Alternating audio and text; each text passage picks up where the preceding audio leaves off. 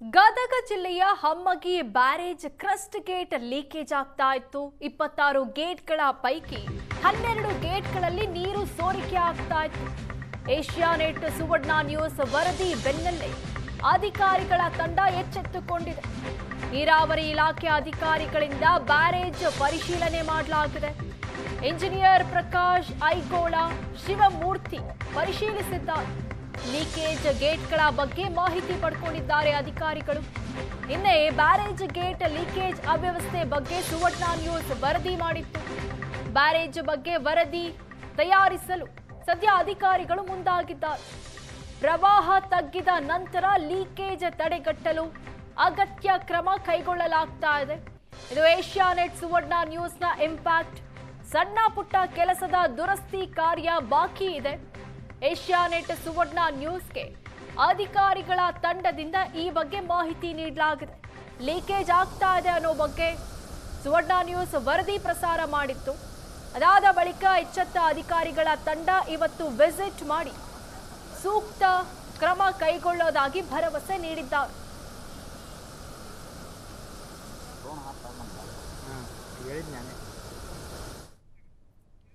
ಕೃಷ್ಣಾ ಪಾತ್ರದಲ್ಲಿ ನೆರೆ ಭೀತಿ, ಮತ್ತೆ ಕೆಲವೆಡೆ ಬರದ ಛಾಯೆ. ವಿಜಯಪುರದಲ್ಲಿ ಮಳೆಯೇ ಇಲ್ಲದೆ ಅನ್ನದಾತರು ಕಂಗಾಲಾಗಿದ್ದಾರೆ. ವಿಜಯಪುರದಲ್ಲಿ ಮಳೆ ಕೈಕೊಟ್ಟಿದ್ರಿಂದ ಬಿತ್ತನೆ ಕಾರ್ಯ ನಡೆದಿಲ್ಲ. ಬಿತ್ತನೆ ಇಲ್ಲದೆ ಲಕ್ಷಾಂತರ ಎಕರೆ ಜಮೀನು ಬಿಕೋ ಅಂತಾಗಿದೆ.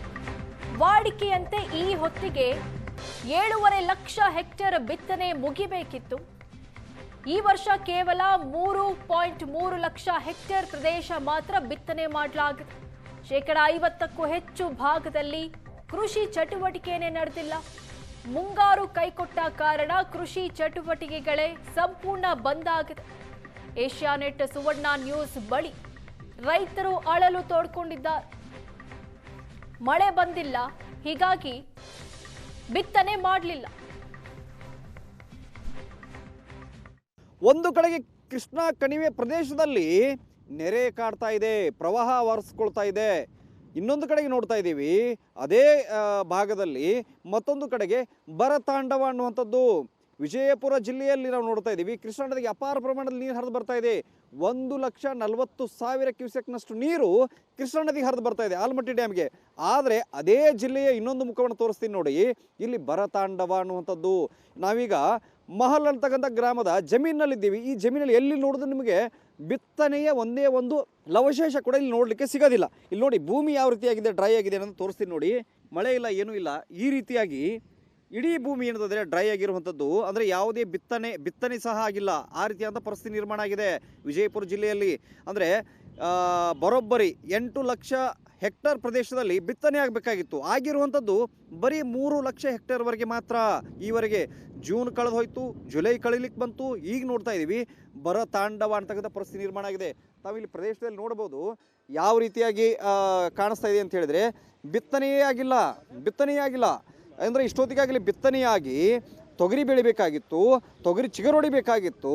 ಆದರೆ ಇಲ್ಲಿ ನೋಡ್ತಾ ಇದ್ದೀವಿ ರೈತನ ಕಣ್ಣಲ್ಲಿ ಕಣ್ಣೀರನ್ನತಕ್ಕಂಥ ಪರಿಸ್ಥಿತಿ.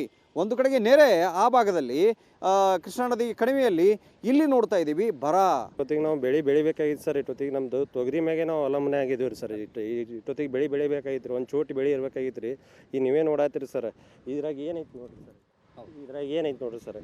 ಇಷ್ಟೊತ್ತಿಗೆ ಹಸಿ ಭೂಮಿ ಇರಬೇಕಾಗಿತ್ತು ಸರ್. ನಾವು ಇಷ್ಟೊತ್ತಿಗೆ ಚಪ್ಪಲ್ ಹಾಕೊಂಡು ಇಲ್ಲಿ ಒಳಗೆ ಬರ್ತಿದ್ದಿಲ್ಲ ರೀ. ನಾವು ಹಂಗೆ ಕಾಲು ರೋಜ್ ಮಾಡ್ಕೊಂಡು ಪ್ಯಾಂಟ್ ಏರ್ಸ್ಕೊಂಡು ಬರ್ತಿದ್ವಿ ರೀ ಒಳಗೆ. ಇಷ್ಟೊತ್ತಿಗೆ ಏನು ಈ ಬೆಳೆ